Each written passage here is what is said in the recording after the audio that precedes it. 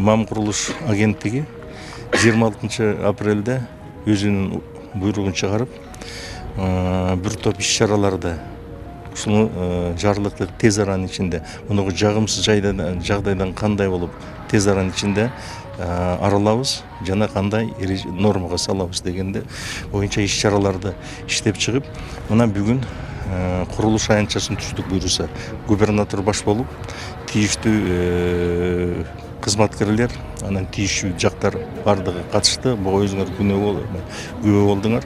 Ошол жерде мына бир топ иш-чаралар каралган. Бунун негизги көйгөйлүү маселеси биринчи багы суу тазалоочу курулмаларды куруу дегендей. Мына ошол жерде отурабыз. Бул сутуучу Коско, бул модернизация болуп атат. Бул модернизация 2023 жылдын сентябрь айында бүткөрүлөт буйруса, мына өзүңөр уктуңар.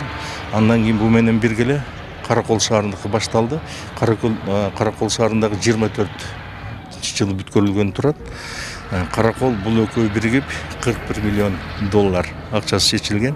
Андан кийин Чолпон Ата башталуу алдында турат. Чолпон Атанын багы долбоорлук сметалык нарктары түзүлүп, техникалык экономикалык расчеттер түзүлүп, $1,5 миллион буга уже биз жанагы донорлордон тийиштүү суммаларын алып дегендей ошол түшүп атат.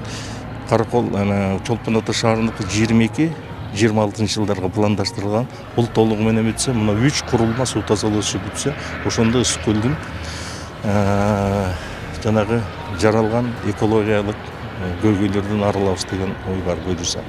Мына азыр мен өзүм келип тааныштым. Иштин башталышы план менен кетип атат негизинен. Бул жерде негизи баягы техникалык документтер даярдалып бүттү. Мына эскизный предложениени көрдүңөр. Азыр презентация болду. Мына рытье котлованы болуп атат для резервуара. Ушулар бүтөт. 2023 жылдын сентябрын күтүп турабыз буйруса. Ошону ишке ашырылат деген толук ишеним бар.